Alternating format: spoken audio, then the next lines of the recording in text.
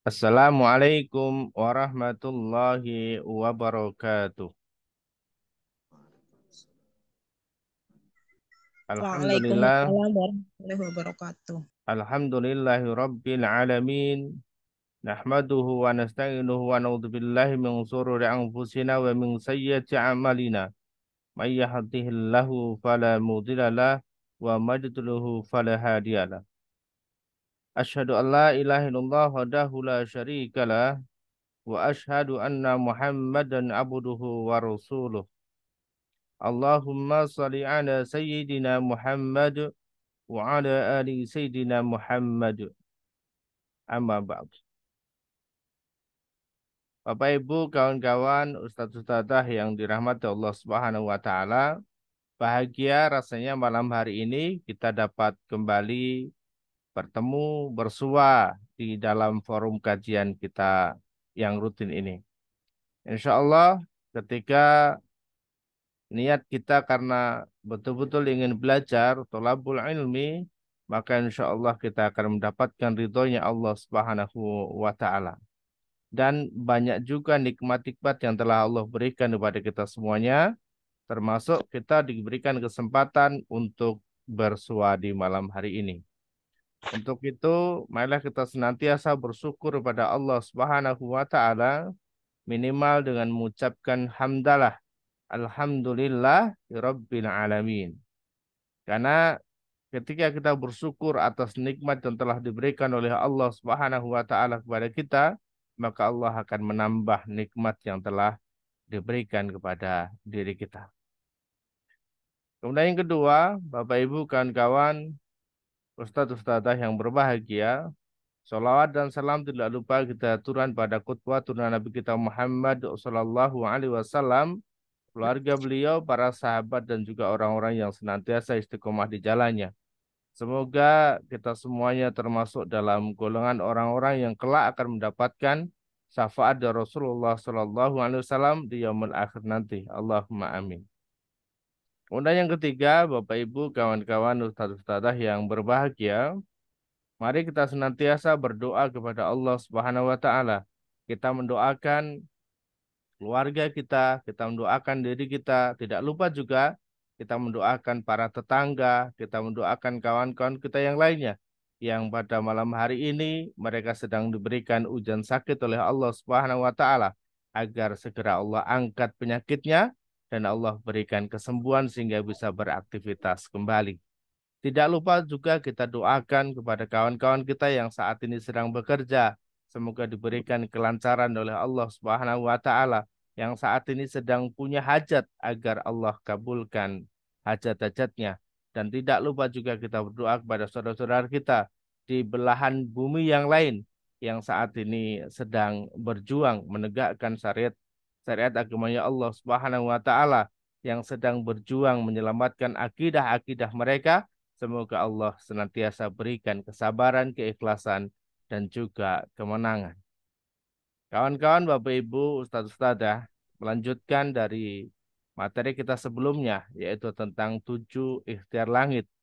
Jika kemarin teman-teman sudah belajar apa saja sih 7 ikhtiar langit itu, dan kemudian satu persatu pada malam hari ini akan kami sampaikan. Tentunya sekali lagi ini nanti akan berlanjut terus dengan pembahasan-pembahasan yang lebih mendalam lagi. Dan malam hari ini sebagai pintu pembuka dari 7 ikhtiar langit, yaitu adalah istighfar dan taubat. Karena barangkali selama kita menjalani aktivitas dakwah ataupun aktivitas ibadah kepada Allah Subhanahu wa taala, ikhtiar langit yang kita jalani ataupun yang kita kerjakan masih menemui kebuntuan atau belum menemukan jalan keluar yang terbaik, karena bisa jadi masih adanya dosa-dosa dan maksiat yang belum diampunkan oleh Allah Subhanahu wa taala. Untuk itu kita akan belajar, kita akan mulai dari awal lagi. Kita akan mulai dari bagaimana kita beristighfar, bagaimana kita memohon ampun kepada Allah Subhanahu wa taala, sehingga di kehidupan kita yang akan datang, di kehidupan kita selanjutnya, maka kita betul-betul berhati-hati dan jaga oleh Allah Subhanahu wa taala. Bapak Ibu, kawan-kawan, Ustadz sudah izin untuk menyampaikan materinya.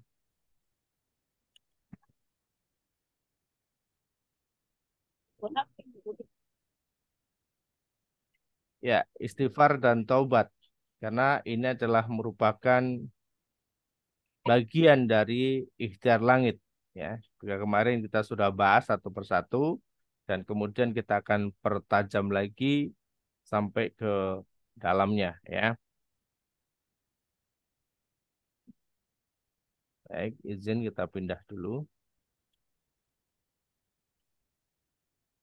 Bapak Ibu kami ingatkan mohon untuk mic-nya bisa dijaga agar tidak masuk ke ruang Zoom terlebih dahulu. Nanti akan kami buka, teman-teman bisa buka juga saat sharing dan diskusi.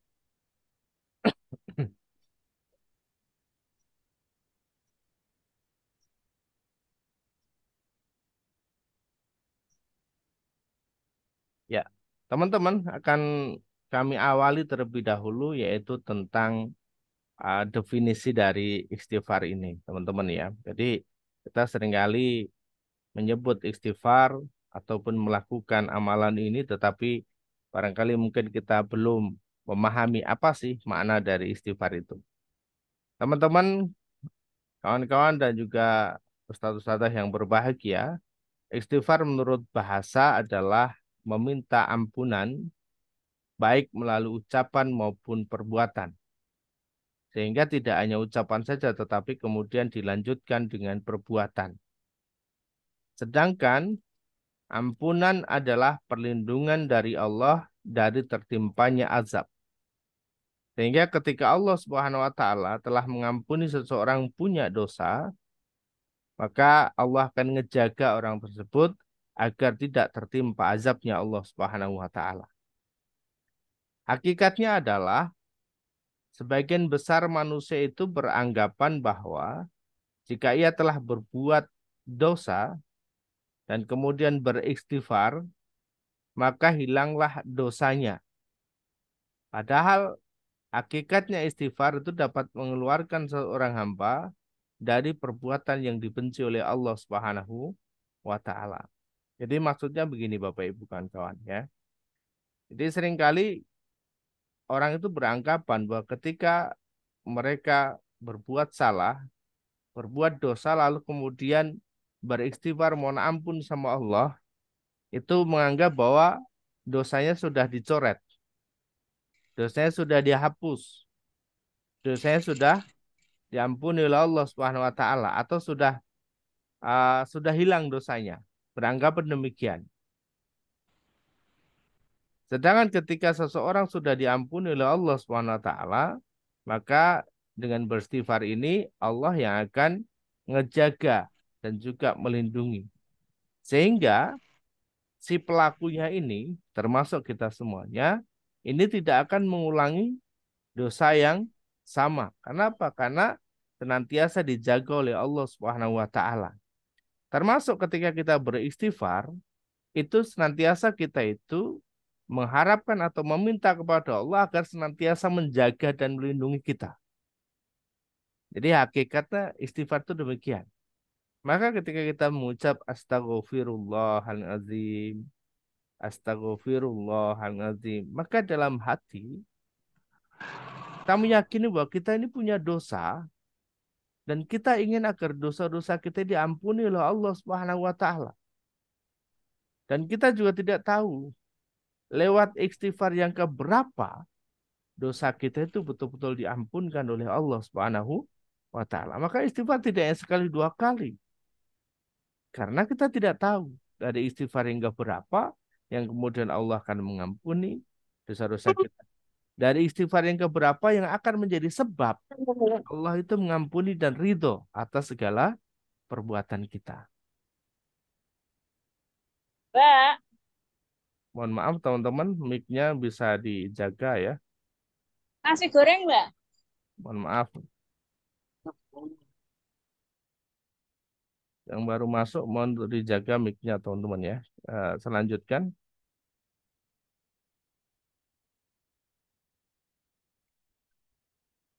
Nah, hakikatnya istighfar ini juga kita bisa lihat di Quran surah Al-Imran ayat 135. A'udzu billahi minasyaitonir rajim. Bismillahirrahmanirrahim. والذين إذا فعلوا فاحشة أو ظلموا أنفسهم ذكروا الله واستغفروا لذنوبهم ومن يغفر الذنوب إلا الله ولم يصروا على ما فعلوا وهم يعلمون. Dan juga orang-orang yang apabila mengerjakan perbuatan keji ataupun menganiaya diri mereka sendiri, lalu kemudian mereka ingat kepada Allah, lalu mereka memohon ampun terhadap dosa-dosa yang telah mereka kerjakan. Dan siapa lagi yang dapat mengampuni dosa selain daripada Allah, dan mereka tidak meneruskan perbuatan kejinya itu sedang mereka mengetahui. Sehingga ketika seseorang mohon ampun sama Allah, itu kemudian sadar bahwa perbuatannya ini adalah perbuatan yang salah, perbuatannya adalah perbuatan yang dosa, lalu kemudian berhenti untuk tidak melakukan perbuatan dosa lagi. Yang di sini kemudian nanti sinkron. Ketika ada komitmen dalam diri kita, ada keinginan dalam diri kita, maka Allah yang nanti akan ngejaga komitmen itu. Jadi ketika kita sudah komitmen, mohon ampun sama Allah, kemudian kita komitmen berhenti tidak melakukan perbuatan dosa lagi, maka Allah yang akan ngejaga, akan senantiasa menjaga diri kita agar tidak lagi tergelincir dalam dosa dan maksiat, termasuk juga dalam perbuatan keji tadi, ya.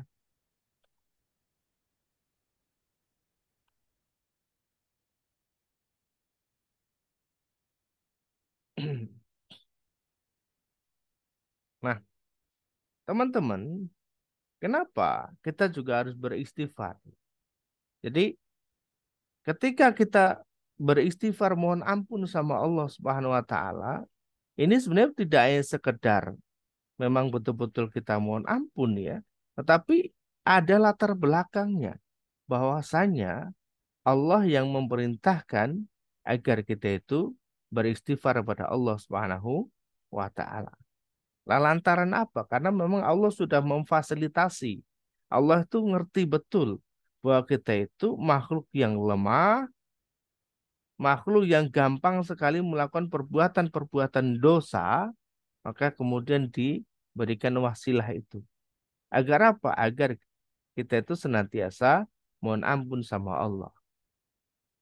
Dalam Quran surah Hud ayat yang ketiga, Allah Subhanahu wa taala sampaikan, wa anistaghfiru rabbakum tsumma tubu ilaihi yumatti'akum mata'an hasanan ila ajalim musamma wa yu'ti kulla dhi fadlin fadlah wa in tawallaw fa inni akhafu alaikum adzaba yaumin kabir. Dan hendaklah kamu meminta ampun kepada Tuhanmu Allah Subhanahu wa taala dan juga bertaubat kepadanya. Nah, jika kamu mengerjakan yang demikian apa? Yang demikian tadi, berbuat dosa lalu kemudian mohon ampun sama Allah dan taubat, maka niscaya Dia Allah akan memberikan kenikmatan yang baik secara terus-menerus. Jadi ketika seseorang ini berbuat dosa, kemudian mohon ampun sama Allah dan bertobat sama Allah, maka Allah akan menggantinya, Allah akan memberikan dengan kebaikan-kebaikan yang lain, Allah akan menggantikan dengan kenikmatan-kenikmatan yang lain, dan ini secara terus-menerus sampai kapan? Sampai batas waktu yang telah ditentukan oleh Allah.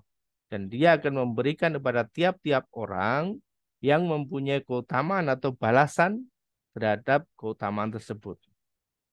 Namun sebaliknya, jika kamu berpaling, maka sesungguhnya aku takut kamu akan ditimpa siksa di hari kiamat. Jadi ketika berpaling, berbuat dosa tapi tidak mau memohon ampun kepada Allah, tidak mau tobat sama Allah, maka yang ada adalah siksa di hari kiamat. Ya. Jadi ini teman-teman semuanya ya. Jadi Allah sudah memberikan fasilitasnya. Jadi istighfar ini memang diperintahkan oleh Allah Subhanahu wa taala. Nah, bahkan Allah ini memuji orang-orang yang mau beristighfar, memuji kepada orang-orang yang mau mohon ampun sama Allah Subhanahu wa taala, ya. Yaitu di Quran surah Al Imran ayat ke-17. Allah Subhanahu wa taala berfirman, "As-sabirina was-saddiqina wal qanitina wal munfiqina wal mustaghfirina bil ashar." Nah, Bapak Ibu teman-teman yang dirahmati Allah Subhanahu wa taala, ya. Jadi ini sejajar teman-teman ya. Jadi orang-orang yang sabar, orang-orang yang benar, orang-orang yang taat kepada Allah, orang-orang yang menafkahkan hartanya di jalan Allah, dan orang-orang yang mohon ampun di waktu sahur, ini derajatnya sama di hadapan Allah Subhanahu wa taala. Jadi orang-orang yang memang dipuji oleh Allah, orang-orang yang sabar, orang-orang yang benar, orang-orang yang taat, orang-orang yang menafkahkan hartanya di jalan Allah dan juga orang-orang yang mohon ampun di waktu sahur. Kapan ini waktu sahur Bapak Ibu, kawan-kawan? Iya, waktu sahur itu adalah sebelum azan subuh atau sebelum masuk waktu subuh. Berarti ada di sepertiga malam yang terakhir. Maka seringkali disampaikan bahwa saya salah satu amalan terbaik di sepertiga malam terakhir yaitu adalah istighfar dan mohon ampun sama Allah Subhanahu wa taala. Ya kan? Jadi amalan yang terbaik yang bisa kita lakukan di sepertiga malam yang terakhir, yang pertama adalah sholat, kemudian yang kedua baca Quran, yang ketiga istighfar, dan yang keempat adalah berdoa. Ini amalan-amalan yang bisa kita lakukan di sepertiga malam yang terakhir. Maka termasuk orang-orang yang mohon ampun kepada Allah di waktu sahur, berarti di sepertiga malam terakhir sebelum masuk waktu subuh gitu ya, maka ini termasuk dalam golongan orang-orang yang dipuji oleh Allah Subhanahu wa taala sejajar dengan orang-orang yang sabar, orang-orang yang benar, orang-orang yang taat dan juga termasuk sejajar dengan orang-orang yang menafkahkan hartanya di jalan Allah. Jadi Allah yang merintahkan kita beristighfar, mohon ampun sama Allah, lalu kemudian Allah puji. Ya, ini kan luar biasa ya. Nah, istighfar ini juga merupakan salah satu sifat-sifat orang-orang yang bertakwa. Wasari'u ila maghfiratim min rabbikum wa jannatin arduhas samawati wal ardu uiddat lil muttaqin. Dan bersegeralah, wasari'u, bersegeralah. Jangan tunda lagi. Kepada apa? Kepada ampunan dari Tuhanmu Allah Subhanahu wa taala dan juga kepada surga yang luasnya seluas langit dan bumi. Jadi Allah ini sudah siapin surga yang luasnya ini seluas langit dan bumi. Yang disediakan untuk siapa? Disediakan untuk orang-orang yang bertakwa. Orang-orang yang bertakwa itu siapa? Orang yang bertakwa itu adalah orang-orang yang segera untuk menuju ampunan dari Allah Subhanahu wa taala, yaitu segera untuk memohon ampun atas segala dosa dan perbuatan maksiatnya. Seperti itu. Nah, teman-teman jadi luar biasa ya. Selanjutnya adalah Allah mengampuni orang-orang yang beristighfar. Ini jaminan, ini merupakan jaminan dari Allah Subhanahu wa taala. Wa may ya'mal su'an aw yaslim nafsahu thumma yastaghfirillah yajidillaha ghafurar rahima. Dan barang siapa laki-laki, perempuan, tua, muda, besar, kecil, apapun aktivitasnya, apapun pekerjaannya yang mengerjakan kejahatan dan juga menganiaya dirinya, au yaslim nafsahu. Jadi menganiaya diri mereka sendiri. Tapi kemudian yastaghfirillah, mereka mohon ampun kepada Allah Subhanahu wa taala, maka niscaya Allah Maha Pengampun lagi Maha Penyayang. Jadi diampuni oleh Allah Subhanahu wa taala. Yang penting apa? Yang penting ketika kita beristighfar, mengucapkan astaghfirullahaladzim, ini kita menyadari betul bahwa kita ini sedang banyak dosa. Dan kita ini sedang mohon ampun. Sebagaimana ketika kita khusyuknya menghadap pimpinan dan kita mohon maaf, kita mohon ampun sama pimpinan, bos, pak, bu, pimpinan gitu ya. Kita betul-betul khusyuk menyadari bahwa kita salah dalam pekerjaan yang kita lakukan begitu. Maka begitu juga dengan Allah Subhanahu wa taala, ketika kita beristighfar, kita betul-betul sadar bahwasanya kita salah, bahwasanya kita banyak dosa. Jadi esensinya di situ, Bapak Ibu kawan-kawan ya. Esensinya di situ, bukan sekedar kemudian kita mengucap istighfar. Nah, dengan beristighfar ini juga bisa mendatangkan rahmatnya Allah Subhanahu wa taala. Dalam Quran surah An-Naml ayat 46 dia. Qala ya qaumi lima tasta'jiluna bis-sayyi'ati qabla al-hasanah laula tastaghfiruna Allah la'allakum turhamun. Dia berkata, hai kaumku, mengapa kamu minta disegerakan keburukan sebelum kamu minta kebaikan? Hendaklah kamu meminta ampun kepada Allah agar kamu mendapat rahmat. Jadi ketika seseorang mengucapkan istighfar, mohon ampun sama Allah Subhanahu wa taala, maka kita akan diberikan rahmat oleh Allah Subhanahu wa taala. Dan sebaliknya, ya. Dan sebaliknya ketika seseorang mendapatkan rahmatnya Allah Subhanahu wa taala, maka dengan beristighfar tadi akan menjauhkan seseorang itu dari azabnya Allah Subhanahu wa taala. Dalam Quran surah Al-Anfal ayat 33. Wa ma kana Allah liyu'adzibahum wa anta fihim wa ma kana Allah mu'adzibahum wa hum yastaghfirun. Dan Allah sekali-kali tidak akan mengazab mereka. Mereka siapa? Mereka orang-orang yang berada di antara mereka. Di antara siapa? Di antara orang-orang yang memohon ampun kepada Allah Subhanahu wa taala. Jadi orang-orang tidak akan diazab oleh Allah Subhanahu wa taala ketika di dalam rombongan itu, di dalam kelompok itu masih ada orang-orang yang memohon ampun kepada Allah Subhanahu wa taala. Jadi dan tidaklah pula Allah akan mengazab mereka sedang mereka meminta ampun. Ya, insya Allah maka dengan kita beristighfar itu azab-azab Allah akan dijauhkan dari diri kita. Dari rasa takut, dari ancaman, dari apa namanya teror dan lain sebagainya, ini insya Allah akan dijauhkan dari Allah Subhanahu Wa Taala ketika kita menghadapi teror, ancaman, maka hati kita akan menjadi tenang. Kenapa? Karena Allah yang akan ngejaga kita dari azabnya Allah ini. Maka jangan khawatir, insya Allah teman-teman yang saat ini sedang berusaha untuk keluar, dia tidak kembali lagi dalam ranah-ranah riba dan seterusnya, maka insya Allah ya Allah akan jaga agar kita terhindar dari azabnya Allah, termasuk tadi ancaman ataupun teror dari orang-orang yang ingin meneror ataupun mengancam. Nah, selanjutnya dengan beristighfar ini adalah merupakan sebuah wasilah yang efektif untuk mendatangkan kebaikan.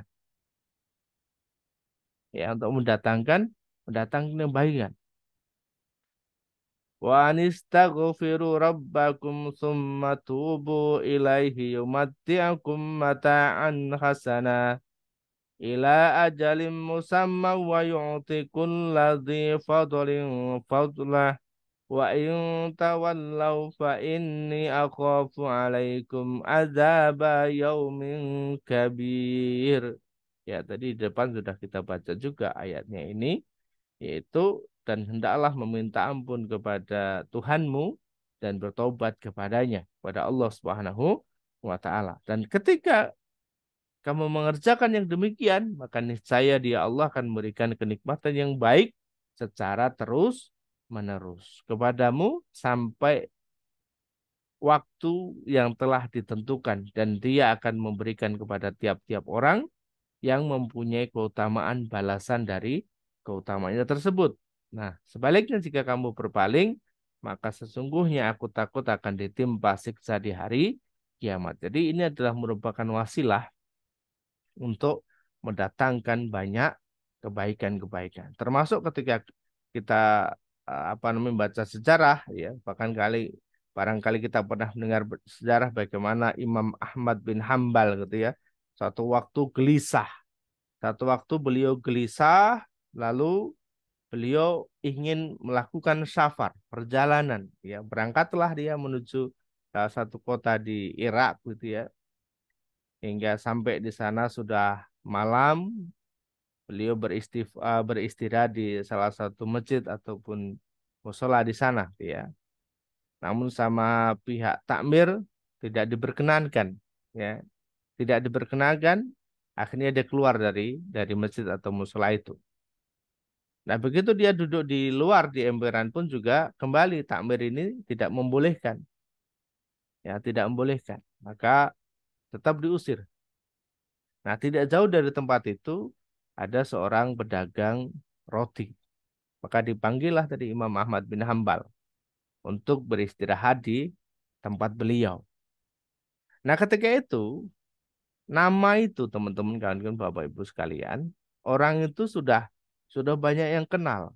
Ya, sudah banyak yang kenal, sudah terkenal Imam Ahmad bin Hambal. Tetapi karena media itu belum seperti sekarang, sehingga orang tahu Imam Ahmad bin Hambal, bagaimana ketokohan beliau, bagaimana keilmuan beliau. Tetapi orang tidak tahu wajahnya kayak gimana, orangnya seperti apa, ya. Sehingga ketika dia datang ke satu tempat, ya orang tidak tahu, tidak mengenali, takmir pun nggak kenal, gitu. Termasuk orang yang menyuruhnya untuk beristirahat di rumahnya. Nah, saat Imam Ahmad ini beristirahat, gitu ya, dia secara samar-samar suara, mendengar suara.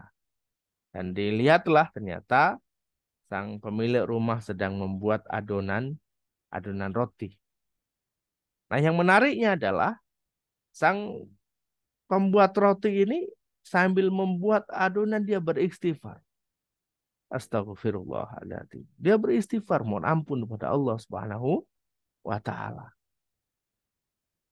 Lalu karena penasaran nih, maka ditanyalah si pembuat roti ini sama Imam Ahmad bin Hambal, dia.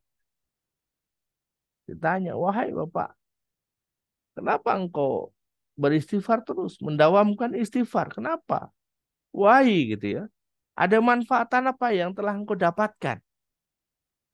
Bahasanya begitu.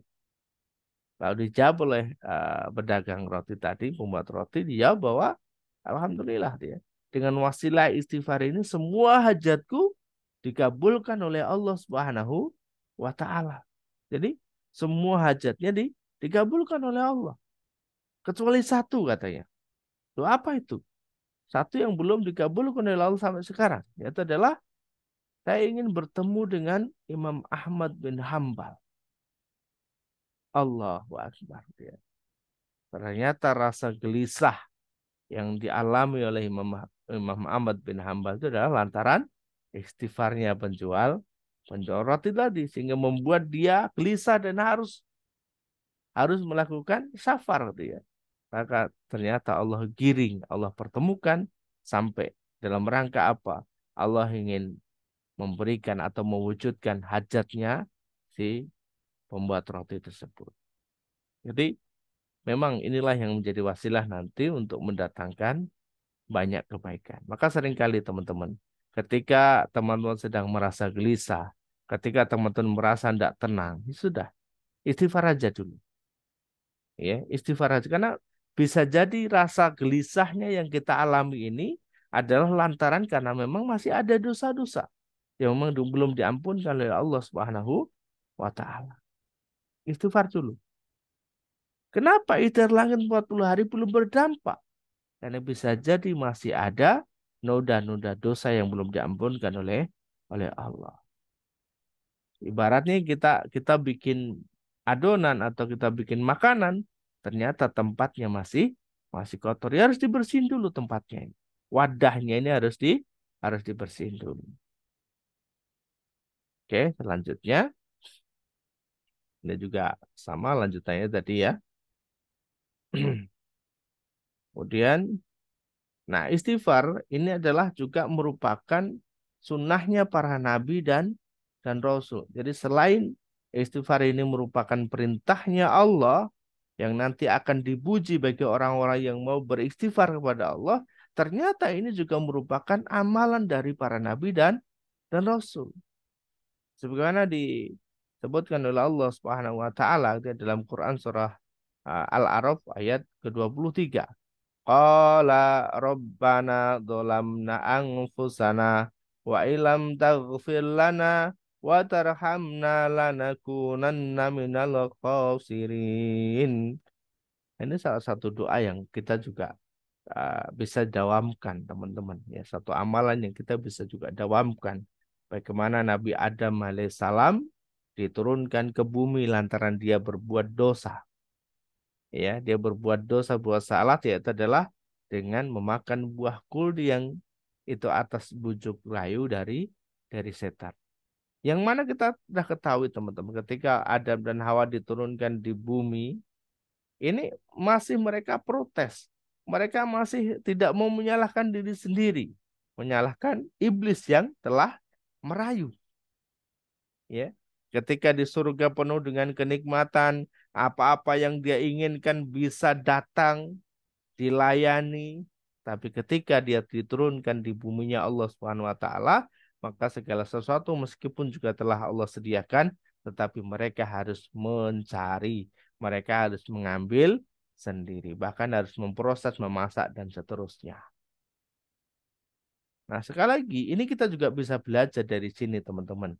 Bahwasanya ketika kita sedang mengalami kegelisahan, kegundahan, persoalan, apapun itu, jangan pernah lagi menyalahkan orang lain. Jangan lagi menyalahkan keadaan. Maka ketika Adam dan Hawa ini kemudian beristighfar mohon ampun kepada Allah Subhanahu wa taala dan doa ini menjadi amalan dan doa yang sering kali kita panjatkan juga. Rabbana dzalamna anfusana wa ilam taghfir lana wa tarhamna lanakunanna minal khasirin.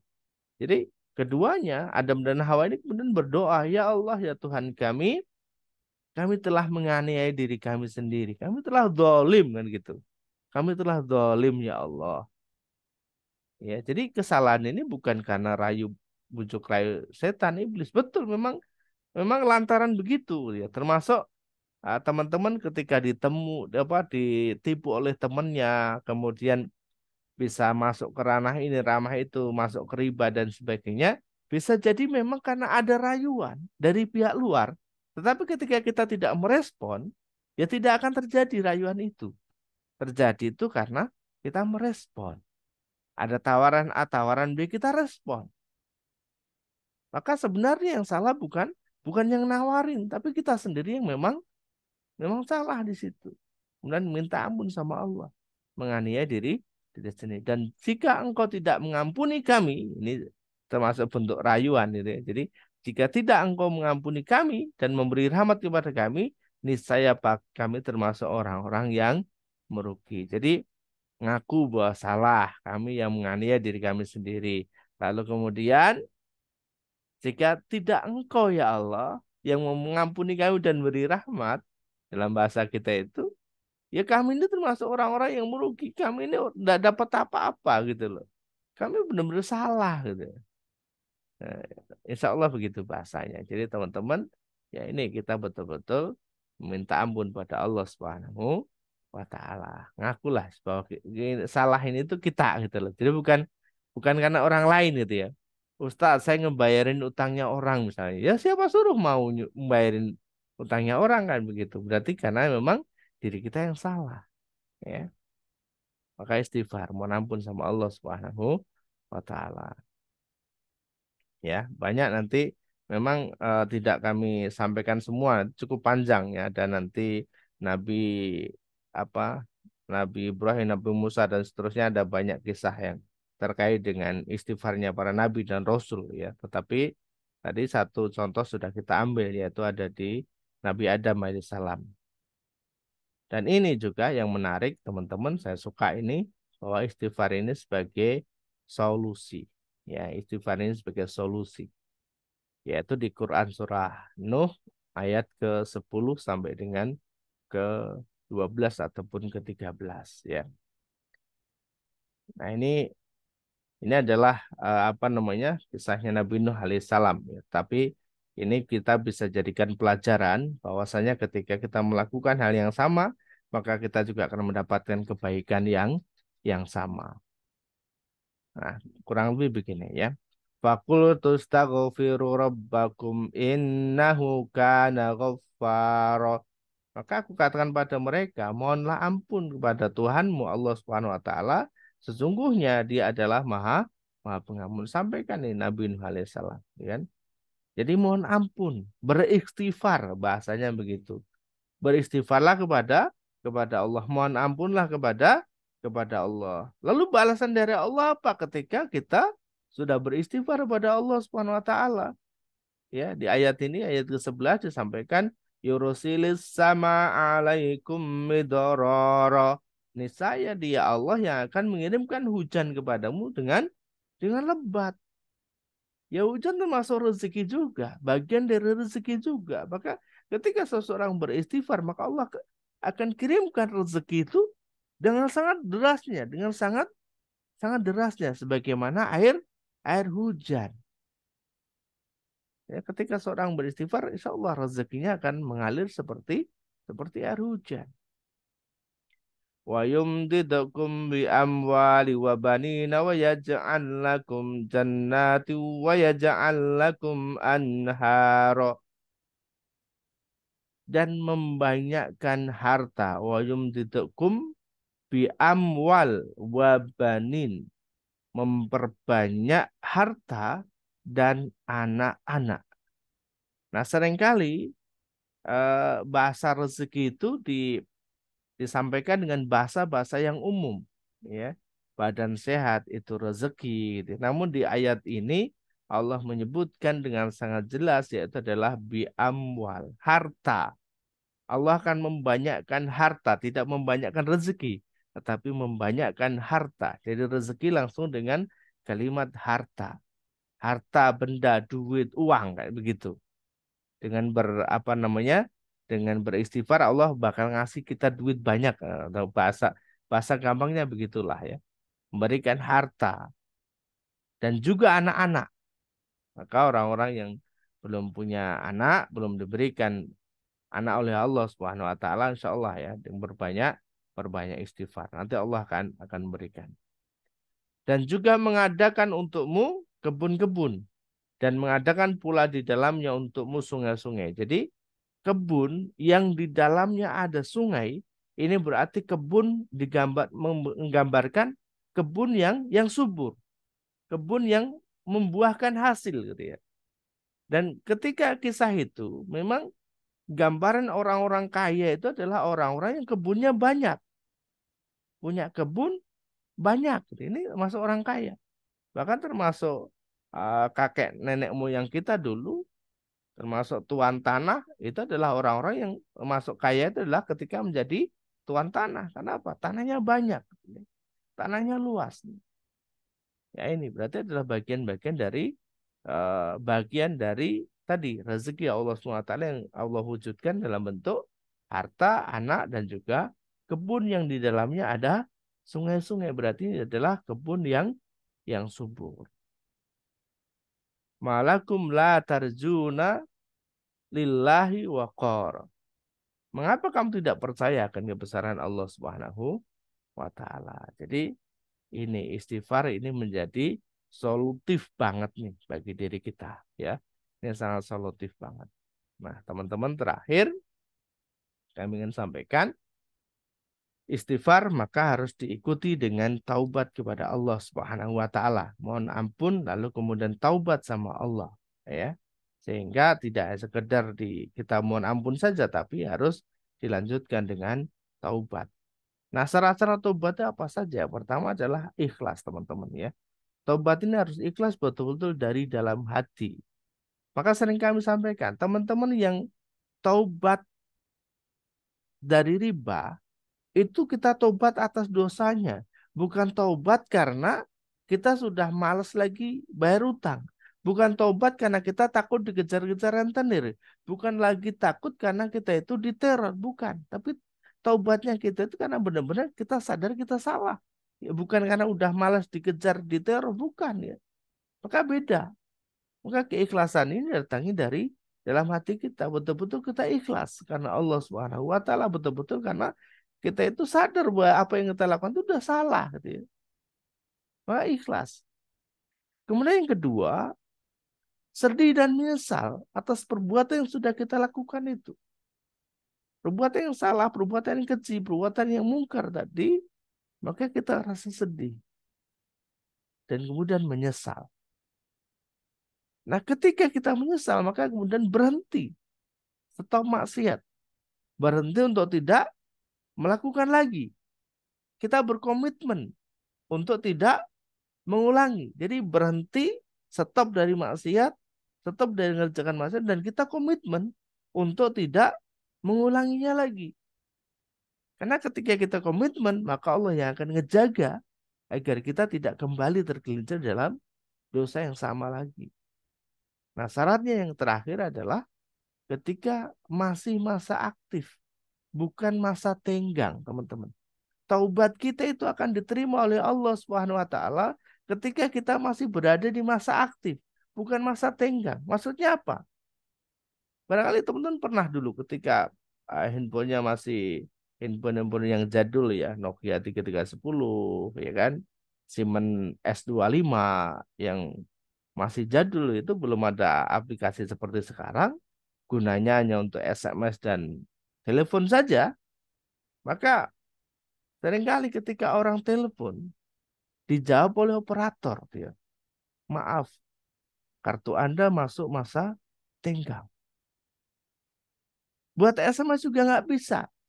Kenapa? Karena masuk masa tenggang, bukan masa aktif.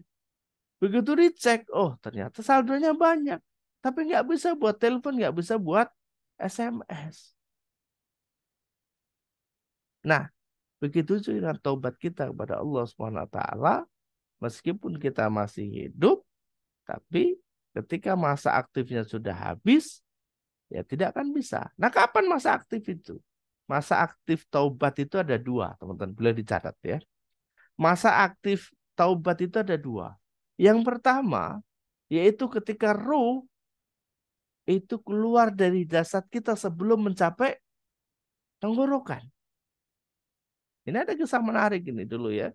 Jadi di akhir hayatnya Rasulullah Shallallahu Alaihi Wasallam, gitu ya, beliau tanya nih apa nih nanti buat umatku ini apa, buat kabar gembira umatku itu apa, gitu ya. Disampaikan oleh malaikat perintah dari Allah Subhanahu Wa Taala, ya Muhammad, ketika nanti umatmu itu berbuat dosa maksiat, taubat kepada, lalu kemudian taubat kepada Allah Subhanahu Wa Taala setahun sebelum dia meninggal, dia taubat kepada Allah Subhanahu Wa Taala, maka Allah akan ampuni dosanya. Loh kok setahun? Lama nih malaikat. Naik lagi nih malaikat ketemu Allah SWT. Minta negosiasi. Jadi sebulan. Loh kok sebulan? Negosiasi lagi seminggu, sehari. Akhirnya sampai kemudian yang terakhir Allah sampaikan, ketika umatmu nanti Muhammad berbuat dosa sepanjang hidupnya, berbuat dosa dan maksiat kepada Allah Subhanahu wa taala, dan sebelum dia meninggal dunia, ruhnya ini sudah mulai dicabut oleh Allah Subhanahu wa taala, sampai di kaki dia masih ditobatnya masih diterima oleh Allah. sampai di perut, tobatnya masih diterima oleh Allah SWT. Tapi ketika sudah sampai di tenggorokan, maka taubatnya sudah tidak lagi diterima oleh Allah Subhanahu wa Ta'ala. Maka masa aktifnya sudah habis, sudah selesai. The end. Kalau cerita itu the end. Sudah ditutup itu pintu taubatnya Allah Subhanahu wa Ta'ala. Begitu murahnya nih Allah Subhanahu wa Ta'ala. Dan begitu sayangnya Rasul kita pada diri kita. Ini masa aktifnya. Nah, masa aktif yang kedua kapan ini terjadi? Masa aktif yang kedua yaitu adalah sebelum tobat kita akan diterima oleh Allah Subhanahu wa Ta'ala, sebelum matahari terbit dari barat. Nanti satu ketika di pagi hari kita ngebuka pintu ngelihat keluar gelap. Oh, kok masih gelap nih dia? Gelap. Ya kita lihat mungkin menganggap bahwa ini adalah cuaca biasa kondisi itu ya. Dan bahkan di berita nanti akan diinformasikan ada kejadian yang luar biasa ya. Bahwa siang hari masih gelap. Hari pertama, hari kedua, hari ketiga sama, berlangsung 3 hari. Lalu kemudian di hari keempat, tatkala kita juga bangun dan melihat keluar, ada matahari itu. Nah, kita senang ada matahari, tetapi matahari tidak lagi terbit dari timur, tapi terbitnya dari barat. Tatkala itu nanti semua tulisan Quran hilang. Orang berbondong-bondong ingin ibadah, ingin baca Quran, itu tidak lagi diterima oleh Allah Subhanahu wa Ta'ala. Jadi sudah selesai. Masa aktifnya sudah habis. The end. Oke. Insya Allah demikian. Maka mumpung ini teman-teman yang dirahmati Allah Subhanahu wa Ta'ala, Bapak Ibu, Ustadz Ustadzah ya, masih ada kesempatan untuk kita bertobat kepada Allah Subhanahu wa Ta'ala. Kita berbanyak istighfar, betul-betul sadar bahwa diri kita itu banyak dosa dan salah. Insya Allah ketika kita betul-betul menyadari bahwa diri kita banyak dosa dan banyak salah, termasuk kita merayu Allah Subhanahu wa Ta'ala bagaimana dikisahkan Nabi Adam alaihissalam dan juga kisah-kisahnya para nabi dan rasul terdahulu yang kemudian Allah pada akhirnya memberikan kebaikan-kebaikan kepada mereka. Insya Allah begitu juga dengan diri kita, kawan-kawan dan siapapun itu juga akan diberikan solusi jalan keluar oleh Allah Subhanahu wa Ta'ala. Baik teman-teman, kawan-kawan, ustazah yang dirahmati Allah Subhanahu wa Ta'ala. Ini istighfar dan taubat merupakan salah satu amalan dari 7 ikhtiar langit. Maka teman-teman baca istighfar ini insya Allah ya. 1000 setiap hari kurang dari tidak lebih dari tidak kurang dari 1000. Silahkan didawamkan. Bisa sekali duduk atau bisa sambil aktivitas atau bisa dicicil tiap kali sholat dan seterusnya, insya Allah ya minimal dari 1000. Karena kita tidak tahu dari istighfar yang keberapa Allah nanti akan mengampuni dosa-dosa kita. Insya Allah demikian. Nanti kita sambung dengan sharing dan diskusi. Assalamualaikum warahmatullahi wabarakatuh. Warahmatullahi wabarakatuh. Waalaikumsalam warahmatullahi wabarakatuh.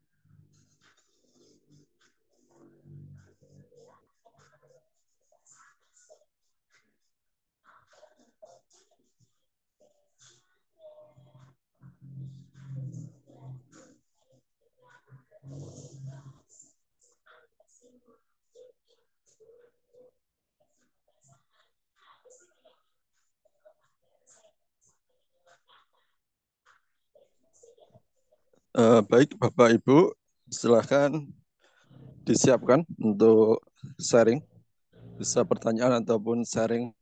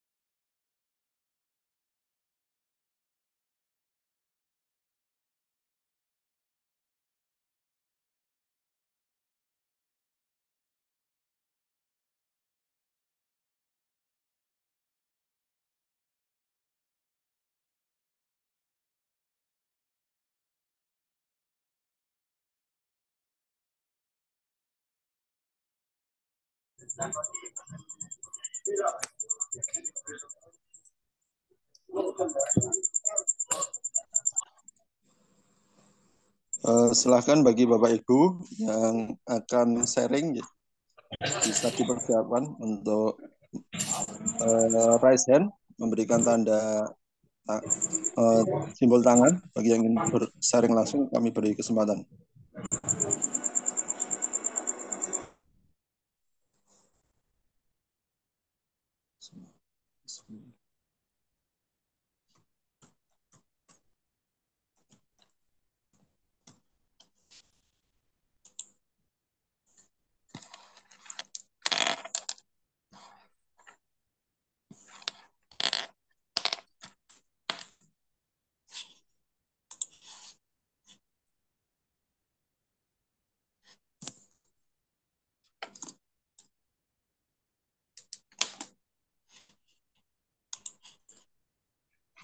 Baik, kita akan cek untuk yang bertanya lewat forum chat.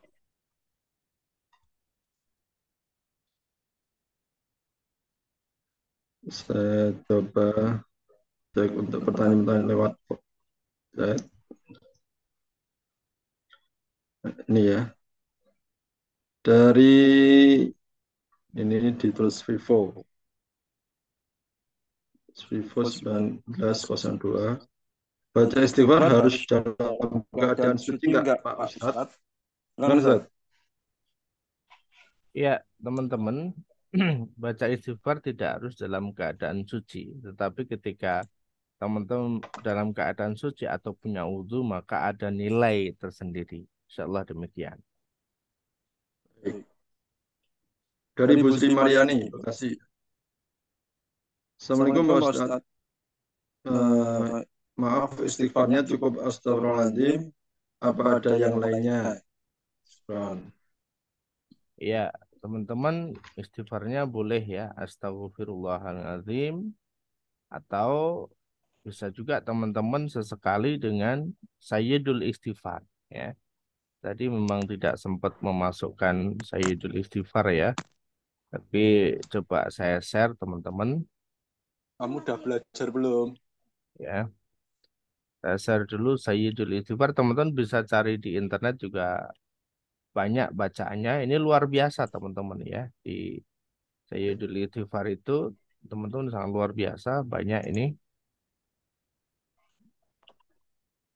Ini termasuk rayuan kepada Allah Subhanahu wa taala yang luar biasa menurut saya ya di Sayyidul Istighfar ini, karena ketika kita memahami ya setiap bacaannya ini, kalau dalam bahasa saya itu kita betul-betul sedang delosor ya, apa yang delosor itu ya, betul-betul kita itu tiarap atau tunduk, benar-benar tunduk menghamba kepada Allah Subhanahu wa taala. Nah, teman-teman bisa lihat itu ya, bunyi bacaannya Allahumma anta rabbi la ilaha illa anta. Jadi ya Allah, engkau itu Tuhanku gitu ya. Kita engkau itu Rob yang memang tempat kita Kak, untuk meminta pertolongan. Rob tempat kita untuk meminta segala sesuatu, yang mengabulkan segala hajat-hajat kita. Ya, jadi ya Allah, engkau adalah Rob. Tidak ada Tuhan kecuali engkau. Ini luar biasa di sini. Yang Allah itu sebagai Rabb yang memang mengabulkan setiap doa-doa kita, yang memang tempat kita bergantung, tempat kita meminta itu. Kemudian khalaqtani wa ana abuduka. Ini menyebutkan bahwa setelah engkau itu Allah, engkau itu Rabb, engkau itu Tuhan, tidak ada ilah kecuali engkau, tidak ada Rabb kecuali engkau, tidak ada Tuhan selain engkau, maka saya gitu ya, aku hamba gitu ya, seorang hamba. Jadi aku tuh hamba.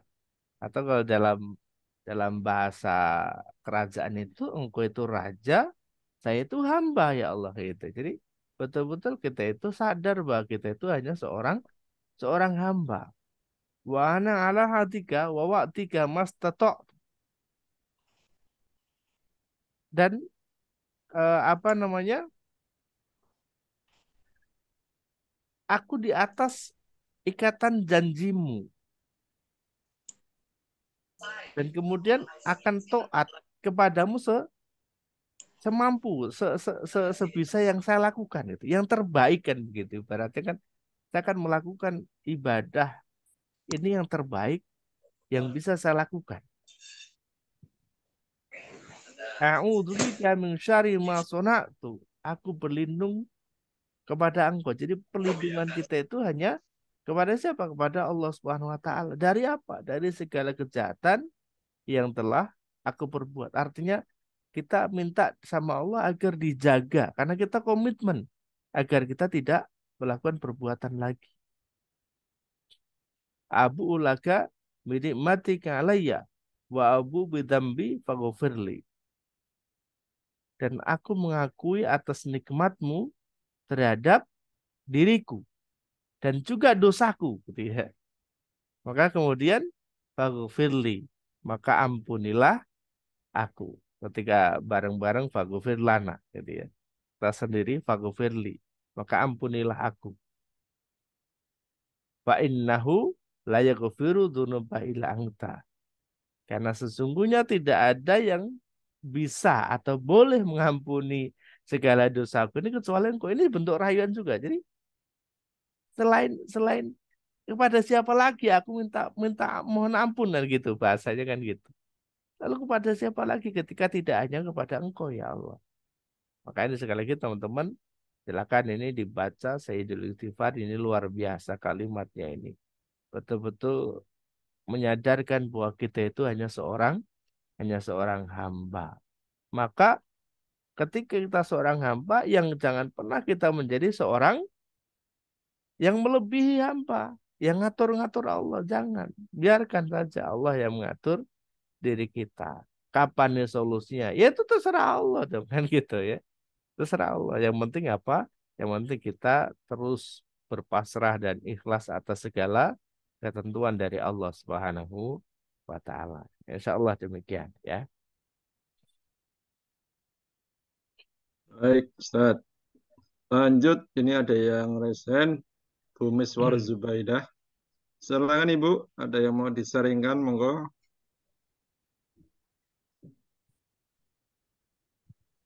Bu Miswar, ada yang mau disaringkan? Assalamualaikum, Kang Gusbi. Waalaikumsalam warahmatullahi wabarakatuh. Waalaikumsalam warahmatullahi wabarakatuh. Silakan Ibu. Ya, izin bertanya Ustadz, ini dengan tema terkait kita kan ibaratnya kita sudah lagi berusaha menjadi orang baik gitu ya Ustadz, lebih baik gitu. Ya. Di sini kayak saya ingin nanyain terkait pribadi. Nah, ini misalnya kan ya saya ya dari yang lain juga yang misalnya kayak kita itu di ambang ada perjodohan gitu ya, ada perjodohan kita ketemu orang yang misalnya kita sudah serak gitu dalam jenjang keseriusan dan di masa-masa itu kan pasti kita ada chatting, ada waktu selalu pingin misalnya pingin tanya kabar. Nah, di situ kan takutnya nggak terasa karena atas nama cinta, mungkin atas nama apa ya, ya namanya kayak serius gitu kan, jadinya kita nggak nyadar bermaksiat gitu, baik dengan kata atau dengan apa gitu. Nah itu em, ya cara mengantisipasi kita tidak terjebak ke situ gimana ya Ustaz, kadang kan kita ya namanya iman naik turun gitu. Nah di situ maksudnya tetap menjaga keimanan kita, terus menjaga ya biar kita itu tidak atas nama cinta ditumpangi setan itu dengan kemaksiatan gitu. Jadi ini kan terkait tema maksiat ya. Jadi Ya, ya pertanyaan di situ aja Ustaz. ya, oke. Syukran. Ya, maka tadi senantiasa kita berlindung kepada Allah Subhanahu wa taala. Kita berlindung dulu nih dari awal bahwa kita niatnya baik kok ya Allah kan gitu. Kita berlindung dulu. Lalu kemudian dalam proses berjalannya waktu, ya kalau sesekali kita kemudian kesandung, keseleo, kepleset, maka kemudian kita senantiasa berbanyak istighfar pada Allah Subhanahu wa taala. Begitu kita ingat, oh iya salah jalan nih. Astagfirullahaladzim. Begitu mau ini, oh iya salah nih. Astagfirullahaladzim. Maka tadi kita bentengi diri kita dengan senantiasa berbanyak istighfar pada Allah Subhanahu wa taala. Maka insya Allah ketika kita sudah komitmen, maka Allah yang nanti ngejaga. Ya Allah yang ngejaga. Begitu kita mau belok, Allah jaga. Rasulullah itu bukan berarti orang yang sama sekali tidak pernah berbuat dosa. Tidak ya. Rasulullah itu juga termasuk orang-orang yang termasuk orang biasa juga yang beliau pernah salah juga, ya kan? Bahkan Rasulullah pernah ditegur juga oleh Allah Subhanahu wa taala gara dia bermuka masam sama orang tua dengan apa namanya dari golongan yang miskin atau fakir gitu ya. Karena ketika beliau sedang bersama dengan para petinggi atau para orang-orang kaya di sana, ada yang datang gitu ya, datang menemui Rasulullah ingin konsultasi. Nah, ternyata langsung ditegur oleh Allah Subhanahu wa taala. Ya, maka jangan bermuka masam kan begitu. Ya, insya Allah demikian Bu Miswar ya. Nanti akan senantiasa dijaga oleh Allah Subhanahu wa taala. Yang penting kita komitmen untuk senantiasa juga menjaga diri kita. Begitu. Syukran Ustaz Ya, oke, pencerahannya. siap.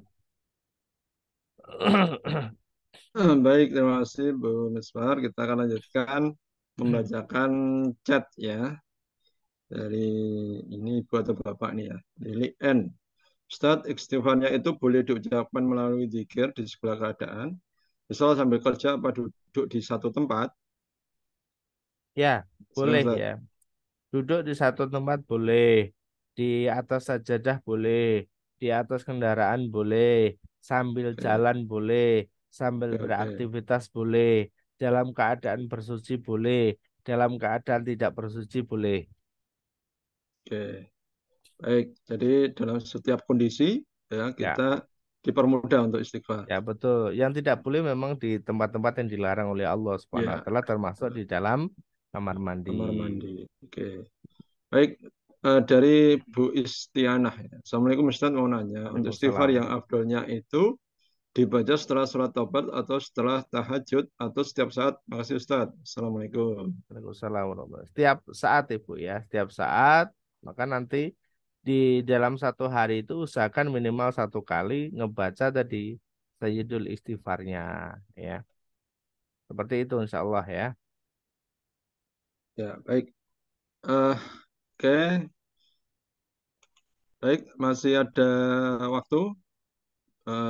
Mungkin ada satu atau dua penanya lagi. Silahkan kami beri kesempatan bagi Bapak Ibu bisa bertanya langsung atau juga lewat chat. Ya. Silahkan, masih ada kesempatan. Sambil kami siapkan ada beberapa informasi yang perlu kami sampaikan ya pada kesempatan malam hari ini. Ya,